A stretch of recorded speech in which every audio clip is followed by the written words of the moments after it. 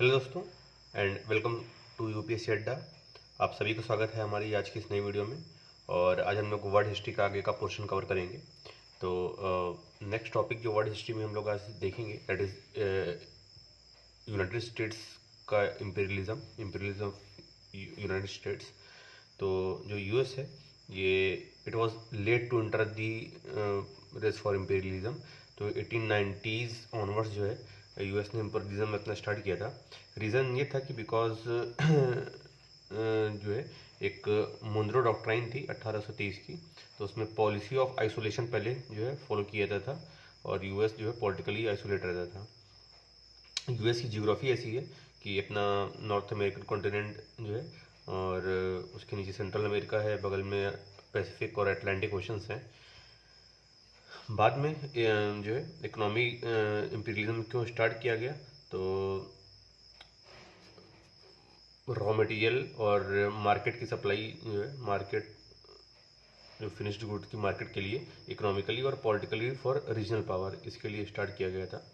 अगर बात करें पहले तो 1793 में US was busy in territorial expansion beyond the Appalachian Mountains to establish the modern border of United States, and it took over the land of American Indians and also purchased territories from Spain and France ना। Spain से Florida और France से Louisiana जो है acquire किया, जो कि north American continent के रीजन थे। और इसके अलावा जो यूएस जो है जियोग्राफिकली आइसोलेटेड भी है, अटलांटिक ओशन है अपना ईस्ट में, वेस्ट में पैसिफिक ओशन है। एंड देयर फोर जो है इम्पीरियलिज्म जो था in the for land of Africa and Asia would have made large military expenditures, and the territories of these regions was also the interest of the European powers, and therefore colonial ambition in these regions may have brought US into military conflict with the European powers. उसकी वजह से US wanted to focus on the economic growth and industrialization first, and hence wanted to avoid the military conflict. Or however, it also did not want the presence of European powers in its backyard, like North America, Central America और South America में Europeans को नहीं चाहिए था। and these elements were incorporated in the US foreign policy doctrine also, that is Monroe Doctrine, जो 1823 में president Munro थे उन्होंने दिया था। मुनरो डॉक्ट्राइन में क्या था, तो एक तो पॉलिसी ऑफ आइसोलेशन अडॉप्ट करने की बात की गई थी, and it meant that US wanted to be isolated from political military conflict of the Europe, and therefore US जो है would not been raised for the colonies with the European powers, that is US desired political isolation and from the conflict of Europe. And however, not US did not want the economic isolation, no? That is US desired the freedom of trade with the rest of the world and wanted only positive from the engagement of the world, not the negative consequences. इसके अलावा US should be sole power in the back yard of the America, ये उनका एक motto था। And US had its own land masses and therefore abundance of natural resources भी थे उसके पास, raw material भी था अमेरिका के पास फॉर इंडस्ट्रियलाइजेशन। एंड ऑल्सो जो डोमेस्टिक मार्केट ऑफ यूएस थी ये कॉन्स्टेंटली एक्सपेंड हो रही थी बिकॉज ऑफ इट्स पॉपुलेशन, जो कि कॉन्स्टेंटली जो है धीरे धीरे बढ़ रही थी। इसके अलावा लिबरल इमिग्रेशन पॉलिसीज थी, तो बाकी जो है workers of their factories they also wanted to immigrate in the US, and therefore the attraction of colonies abroad was less for the US from the economic perspective also. इसके अलावा जो also the over time it was able to dominate the whole of the America, which boosted its export। तो जो Canada और Mexico वाला part था ये सभी यूएस डोमिनेट कर रहा था। एंड 1861 से 65 में it was busy in the US civil war, और after 1865 it got consumed in the industrialisation. इसीलिए 1890 तक जो है कोई ऐसा इम्पीरियलिज्म वाला बिहेवियर नहीं रहा अमेरिका का। However, in the US, as the US economy grew, its notion of the backyard also expanded. So by 1880, it claims many areas of Pacific as a part of backyard, or and therefore the willingness of military जो है domination over the backyard ये बढ़ा। Like 1898 में Spain versus US war हुआ, जिसमें US ने defeat किया Spain को, और हवाई, फिलीपींस और जो कि पैसिफिक आइलैंड में था, और पोर्टा रिको जो सेंट्रल अमेरिका था, इसको एनेक्स किया स्पेन से। एंड इट मेड क्यूबा जो स्पेन पहले कंट्रोल करता था, एज अ यूएस प्रोटेक्टोरेट उसको बना दिया, और उसमें प्रोटेक्टेड बनने वाला फॉरेन पॉलिसी मिलिट्री जो है अंदर यूएस कंट्रोल आ गई। इसके अलावा to protect economic interest in China, military जो है जो थी यूएस की, मिलिट्रीली इसको बॉक्सर रेबेलियन को सप्रेस किया along with other foreign powers, ताकि चाइना का ओपन डोर पावर पॉलिसी जो है इम्प्लीमेंट हो सके। It regularly intervene in the internal affairs of the central and American nations, ताकि इंश्योर करें कि यूएस के अलाइ लोग ही पावर में आए।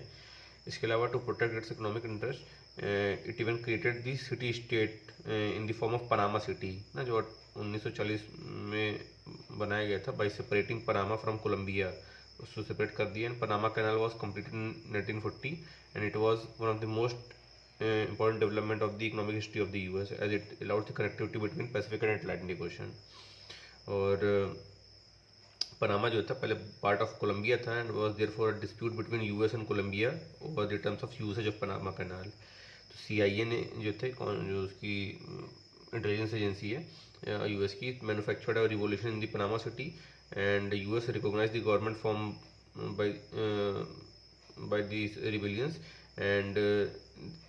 and then signed a much more favorable treaty with the Panama Canal. And in the Pacific, for strategic purpose, US ने establish किया the island colonies of Hawaii, Midway Island, Wake Island और गुमेट, जो है ये सब जो US की main military bases थे आइलैंड कंट्रीज में। और इसके अलावा military base in Asia specific like अपना फिलीपींस और समोवा, ये सब भी US ने बनाया। तो by this US increased imperialistic tendencies। फिर नेक्स्ट जो है टॉपिक आता है अपना कोलोनियलिज्म इन अफ्रीका। तो अफ्रीकन कोलोनियलिज्म की बात करें तो ये दो फेज में हुआ है, एक 1870 से पहले और 1870 के बाद। प्री 1870 देखें अगर, तो जो कोस्टल पार्ट ऑफ अफ्रीका थे पहले they came under the European जो है domination. For example Dutch settlers थे, इन्होंने जो ब्लैक अफ्रीकन्स थे इन साउथ अफ्रीका, उनकी लैंड जो है एक्वायर कर ली, and they wanted to establish Cape colonies in 1652। Later Dutch establish the domination over the other part of South Africa as well. जो वेस्ट कोस्ट ऑफ अफ्रीका था ये जो है अंडर यूरोपियन डोमिनेशन आया in the form of imposed slave trade between 1650 से 1800 जो है 60 तक, लगभग 210 साल जो है ये चला, जिसमें 10 से 15 million Africans were transported to West Africa. उसके बाद फिर वहाँ से America to work as a slave worker on the plantation system, जो प्लांटेशन एग्रीकल्चर होता था। जो स्लेव ट्रेड थे ये इनिशियली कंडक्ट किया जाता by individual merchant, and as it become more lucrative जो स्लेव ट्रेडिंग कंपनियाँ इस्टेब्लिश हो गई यूरोप में इसके लिए। एंड इसको जो है स्लेव ट्रेड को ट्रायंगुलर स्लेव ट्रेड या ट्रांस अटलांटिक स्लेव ट्रेड भी बोलते थे, because of Africa, Europe and America. And ये Africans were forced into slavery, they were transported across the Atlantic from Africa to America, and then from Africa जो है from Africa to Europe, then America, and then sold to the planters। जो balance of slave थे were then transported to the Europe, where they were sold to European owners to work as household workers, और वहाँ पे agrarian जो है agrarian fields में और factory workers के यहाँ काम करते थे। And therefore the human resources of Africa, ये पहला फेज में इसको एक्सप्लॉइट किया गया प्री 1870 में। फिर पोस्ट 1870 में क्या हुआ कि इंडस्ट्रियलाइजेशन स्टार्ट हो गया properly in whole of the Europe. German unification हो गया, इटालियन यूनिफिकेशन हो गया, एंड जो है फ्रांस भी finally emerge as a stable republic in 1870s, and therefore now these powerful nations focus on the industrialization. और इसमें अट्रैक्शन ऑफ कॉलोनीज हुआ। For example assured supply of cheap raw material चाहिए था उनको factories के लिए Europe की, source of export market चाहिए था for colonial powers, and geopolitical reasons चाहिए था लाइक डोमिनेशन ऑफ बैकयार्ड। और देयरफॉर द वेस्टर्न जो यूरोपियन पावर्स थे they needed colonies to hasten their progress of industrialization. तो यहाँ से सेकेंड फेज में एंटर किया। तो जो डार्क कॉन्टिनेंट जो बोलते हैं अफ्रीका को, तो जो इंटरनल पार्ट ऑफ अफ्रीका था was referred as a dark continent because not much of the knowledge was there for geography, like natural wealth क्या है, navigation of navigability of river terrain, ये सब पता नहीं था। And climate of Africa was also not suited for the Europeans. लेकिन 1870 में certain explorers उन्होंने publish किया एक detail of wealth of internal Africa and also proved that rivers are navigable, and this attracted the attention of European powers who needed the resources for industrialization. 1876 में king Leopold two थे, ये Belgium के थे. He became the first one to establish a private colony in the form of Congo. Congo पहले इन्होंने private colony बनाया अपना, and this inspired the other Western European nations and led a race for colonies like that, जिसको scramble for Africa बोलते हैं. तो 1876 से 1914 तक ये scramble of Africa चला, जिसमें whole of the Africa was colonized and divided with respect to between the Western European powers. This also led to the conflict among the Europeans, which culminated into the World War I also. और जो World War I था, जो one of the product of these colonies of rivalries in Africa भी था. तो क्या क्या conflict हुए थे बिटवीन यूरोपियन पावर्स? तो फ्रांस और ब्रिटेन के बीच में कन्फ्लिक्ट था over the issue of Egypt, Sudan and Niger river valley. फिर फ्रांस और इटली के बीच में कॉन्फ्लिक्ट था because both wanted domination in their backyard that is North Africa. और France was able to colonise Algeria in 1830 and after 1870 both desired Tunis and Libya, and France was able to colonise Tunisia in 1881 and जो है however this was disputed by Italy. फिर France और Spain में conflict था on the issue of Morocco, and because Morocco जो है ये strategically important था, the mouth of Mediterranean sea पे सिचुएटेड है ये, and control over Morocco would give the opportunity to increase the influence in Atlantic and also the trade control by the Mediterranean sea also. पुर्तगाल और Belgium के बीच में, जो Belgium जो कि किंग लियोपोल्ड की प्राइवेट कॉलोनी थी, ये स्टेट कॉलोनी से ज़्यादा इनकी खुद का किंग का एक वो थी प्रॉपर्टी थी. तो इसमें जो कॉन्गो रिवर वैली है उसकी टेरिटरी के ऊपर डिस्प्यूट था, एंड जो किंग लियोपोल्ड टू थे they wanted access to sea as his colonies was landlock for ocean trade. ये चाहते थे कि हमको एक्सेस टू सी मिले, तो उस वजह से पुर्तगाल से कॉन्फ्लिक्ट था. जर्मनी और फ्रांस के बीच में राइवलरी थी due to Franco Prussian war जो हुआ था 1870 में, which led to the annexation of Alsace Lorraine of France by Prussia. And further जब जर्मन यूनिफिकेशन हुआ, the Germany was also a late entrance on the colonialism, whereas France जो है उस समय already had a large colonial empire. तो 1870 के बाद जब यूनिफिकेशन हो गया तो रैपिड इंडस्ट्रियलाइजेशन ऑफ जर्मनी हुआ, making Germany the second economic power in the Europe after the Britain. And therefore जो जर्मनी थी इट फेल्ट दैट उसके पास सेकंड लार्जेस्ट कॉलोनियल पावर भी होना चाहिए as per its economic status. तो Germany इस वजह से जो मेनलैंड यूरोप का जो पावर थी फ्रांस, उससे कन्फ्लिक्ट में आने लगा, एंड देयर जो rivalry maintain itself in the form of dispute over Morocco. जो Germany did not want France to dominate the Morocco as it was at is strengthen the France, and Germany जो France would be able to control the Mediterranean trade. और उसके वजह से दोनों में conflict रहा. अब ये कन्फ्लिक्ट जो है धीरे धीरे वर्ल्ड वॉर वन में एस्केलेट हुआ बाद में. इसके पहले एक बर्लिन कॉन्फ्रेंस हुई थी 1885 में, तो जब the European power tried to resolve this conflict through diplomacy इस बर्लिन कॉन्फ्रेंस में. और लेकिन ये अल्टीमेटली जो सॉल्व हो नहीं पाया कॉन्फ्लिक्ट और led to the world war one. जो बर्लिन कॉन्फ्रेंस थी ये डिप्लोमेटिक अटेम्प्ट था टू रिजॉल्व दिस कॉन्फ्लिक्ट्स. और उसमें इस कॉन्फ्रेंस में the borders were agreed to form most of the modern borders of the Africa है, ये इसी बर्लिन कॉन्फ्रेंस से बना.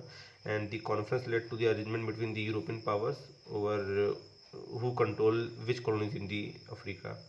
क्या क्या डिसीजन आए थे इसमें? तो जो फ्रांस और ब्रिटेन के बीच में डिस्प्यूट था ओवर नायर रिवर वैली, इसको रिजॉल्व किया गया. तो अपर नाइजर जो है इसको रिकॉग्नाइज किया गया बिलोंगिंग टू फ्रांस, और लोअर नाइजर को belonging to Britain.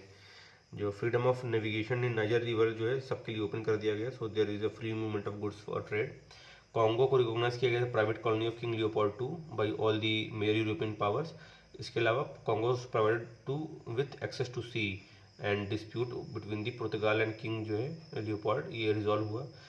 In return जो है किंग ने प्रॉमिस किया the freedom of trade, investment and navigation in all to all the powers in the Congo. And it was also agreed that France has special rights over Tunisia. Therefore, जो Italy से dispute था ये भी settle हुआ, and the colonies of the other powers like जो Germany colony थी, पुर्तगाल, Spain थी, they were also demarcated to recognise their claims. लेकिन जो है कुछ राइवलरी चलती रही, लाइक अपना जर्मनी फ्रांस राइवलरी थी। तो फ्रांस का जो स्टैंड अफ्रीका में था, और 1830 में इसने अल्जीरिया कैप्चर किया, 1844 में मोरक्को को डिफीट किया in a war because Morocco supported Algeria in its struggle of independence. And 1860 में स्पेन ने इन्वेट किया मोरक्को को, and therefore established influence in the Morocco, and fearing the colonization and partition by Spain and France in early 1870s, जो Morocco के सुल्तान थे, he desired to become the protectorate of United States. However, US was following the policy of isolation at that time, और उसने interfere नहीं किया। इस वजह से बाद में 1880 में मैड्रिड कॉन्फ्रेंस हुई, and here Germany was able to extract the concession with respect to Morocco. क्या क्या कंसेशन थे? तो right to be consulted before any change in the Morocco, territorial integrity of Morocco was agreed by European powers, and freedom of trade for all European players in the Morocco। तो उसको Morocco को as a international colony like China ये बनाया गया, और collective exploitation करने का जो है ऐसा वे बनाया गया। 1900 में फ्रांस और Italy reached an agreement whereby Italy agreed the special rights of France और Morocco, and France agreed the special right of Italy और द लीबिया। और इसकी वजह से फ्रांस ने जो है अपना लीबिया पे क्लेम गिव अप कर दिया और इटली को सपोर्ट किया it's claim in the Morocco. तो और क्या क्या इसकी वजह से राइवलरीज हुई? तो ब्रिटेन वर्सेस स्पेन प्लस पुर्तगाल का इशू था ओवर द ट्रेड, ये अपना 1500 से 1600 तक चला था। और इंडिया में भी जो first half of 17th century थी उसमें भी पुर्तगाल वर्सेस ब्रिटिश राइवलरी चलती थी। ब्रिटिश वर्सेस डच भी थे, ये ओवर ट्रेड कॉन्फ्लिक्ट चलता था। And second half of the जो 17th सेंचुरी थी उसमें ब्रिटेन वर्सेस फ्रांस जो है राइवलरी रही अपना 18th सेंचुरीज। और उसमें जो ऑस्ट्रियन वॉर ऑफ सक्सेशन जो था 1740 से 1748, और 7 ईयर ग्लोबल वॉर 1754 से 1763, ये नोटेबल इवेंट्स रहे। एंड ब्रिटेन इसमें विक्टोरियस हुआ और टॉप पावर बना। ब्रिटेन वर्सेस फ्रांस जो है ये दोबारा स्क्लेट हुआ ड्यूरिंग नेपोलियन एरा 1785 से 1815, इसमें नेपोलियन को थोड़ा एज मिला। एंड जो है डिस्प्यूट कंटिन्यू हुए, लेकिन 1870 के बाद जब जर्मनी का राइट होने लगा तो ब्रिटेन एंड फ्रांस पास आ गए, और 1904 में अपना जो है एंटिटे कॉर्डियल बन गया। ये एक एग्रीमेंट था to establish the cordial relationship between France and Britain by settling their colonial disputes, and as part of this agreement जो फ्रांस था वो एग्री किया the British claim over the Egypt and Sudan, and जो कि Berlin conference में नहीं resolve हो पाया था, वो 1904 में ये इसमें एग्रीमेंट में रिजॉल्व हुआ। And in return Britain agree कर लिया था its support to France claim over the Morocco. 1904 में फिर फ्रांस और स्पेन ने डिमार्केट किया मोरक्को को into French Morocco and Spanish Morocco, and therefore 1900 से 1904 तक the France isolated Germany in question of Morocco, and this is also against the understanding reach as a part of Madrid conference जो 1880 में हुई थी, जिसमें बोला गया था कि जर्मनी को कंसल्ट किया जाएगा। तो 1905 से 6 तक मोरक्कन क्राइसिस रही। तो अलार्म बाय द फ्रांस जो है फ्रांस के मूव्स की वजह से Germany called a conference on the Morocco, but in this conference Germany was isolated as all the जो मेजर पावर थी उन्होंने फ्रांस का साइड लिया, and therefore Germany had to agree to France to control over the Morocco, specially Moroccan banks and police. फिर Agadir crisis हुई, एक event हुआ 1911 में, तो उसमें फ्रांस ने स्टेशन किया था अपनी आर्मी को मोरक्को में।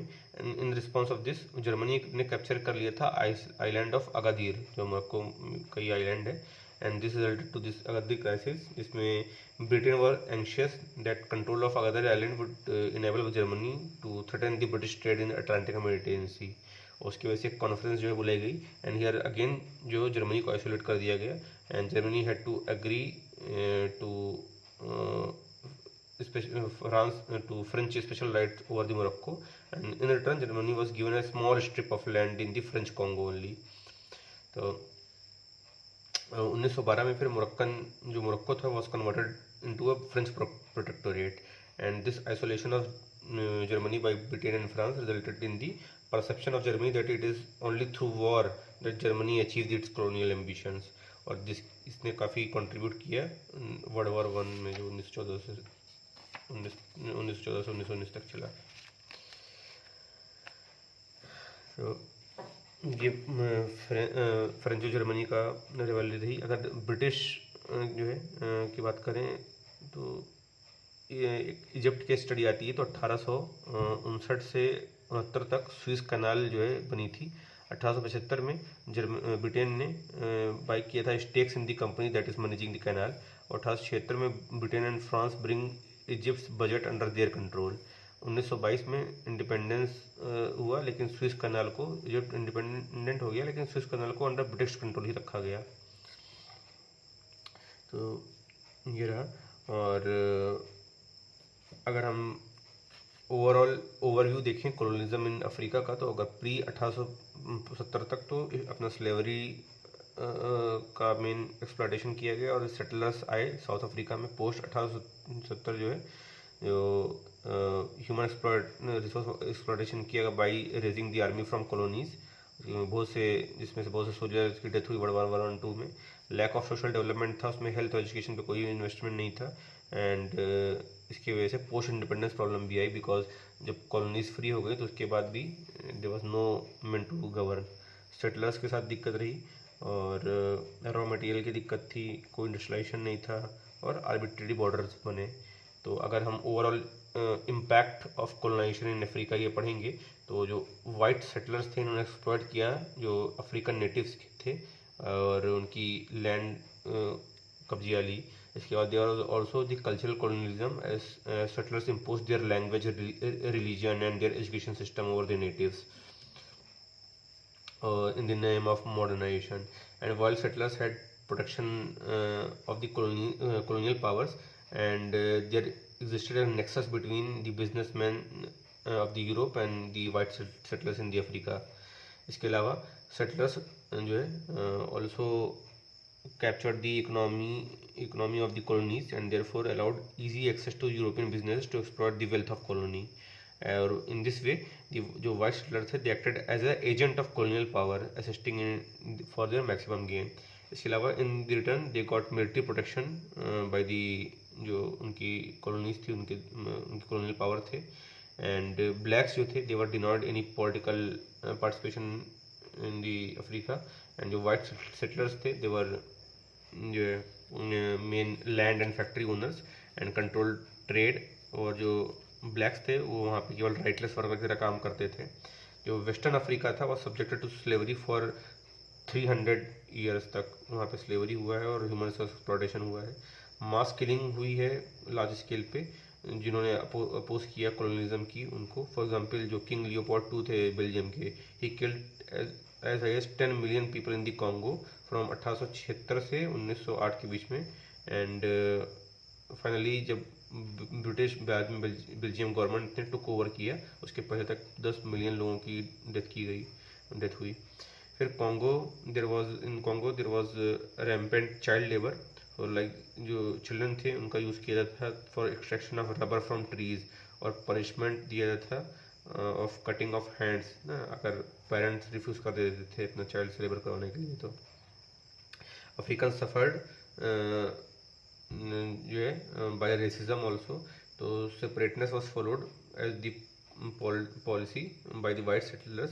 तो उसमें इंटरेक्शन बिटवीन वाइट एंड जो है ब्लैक्स इसको मिनिमाइज किया जाता था, तो maintain the psychological distance and ताकि उनमें इन्फीरियरिटी रहे हमेशा ब्लैक्स में। एंड जो ये सेपरेशन था ये उसमें separate township, restaurant, buses, beaches, churches सारी चीज़ सेपरेट की जाती थी। And this separateness was given a legal form in the South Africa after 1948 as the white settlers जो थे साउथ अफ्रीका के दे इम्प्लीमेंटेड अपार्थाइड सिस्टम। और 1870 में जो नेचुरल रिसोर्सेज ऑफ अफ्रीका थे after 1870 was the main attraction for colonial power and therefore the wealth of Africa थी इसको लूट किया गया यूरोपियन के द्वारा। And in return there was no gain for export of this wealth for the Africa. और इसकी वजह से अफ्रीकन जो है हमेशा पॉवर्टी में रहे। ह्यूमन रिसोर्स एक्सप्लोरेशन कंटिन्यू रहा। फॉर एग्जांपल कॉलोनियल पावर थी they recruited armies from the Africans also, जो कि कॉलोनियल पावर्स के लिए लड़े और उनकी डेथ हुई वर्ल्ड वार 1 और वर्ल्ड वार 2 में। Very little focus on the social development in the colonies, तो हेल्थ एजुकेशन इंफ्रास्ट्रक्चर में कोई फोकस नहीं था। इसके अलावा अपसेंटी कॉलोनिज्म फॉलो किया जाता था, where the colonial power only focus on the military control and economic exploitation of the colonies and otherwise had very little presence on the ground, resulting in the lack of development or any institution of governance in the African colonies. And this created the problems of for many African countries after independence as well, as they struggles with the epidemics, lack of capability for self-governance. For example, independence के बाद 1975 में Angola जो है, जो पुर्तगाल से independent हुआ था, has only handful of graduates, there was no lawyers, no doctors in the Angola, and there was also no focus on the industrialization of Africa, and after independence African countries continued to be dependent on the income from the export of their natural resources only. So in most cases जो dependent थी from export of a single item, तो उसकी वजह से they were very vulnerable for fluctuation in the international price of that commodity. तो जैसे international price जो है क्रैश होती थी, उनकी इकॉनमी भी क्रैश हो रही थी कंट्रीज़ की।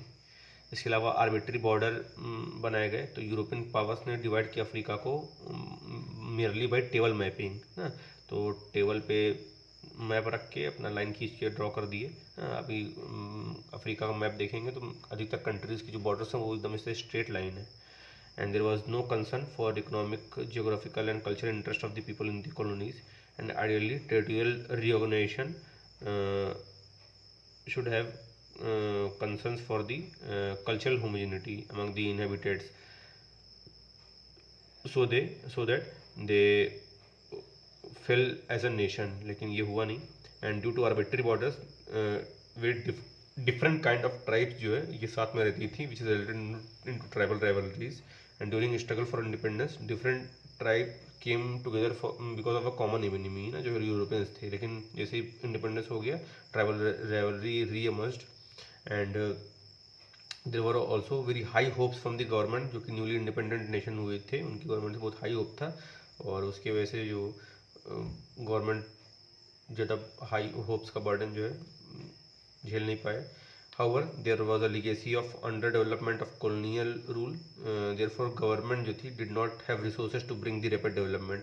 उसके वजह से जो ड्रीम्स था डेवलपमेंट का ये क्वैश हो गया, ट्राइबल राइवलरीज स्टार्ट हो गई, शोइंग देयर अगली जो है faces in the form of political stability ना, series of coups and counter कूप्स।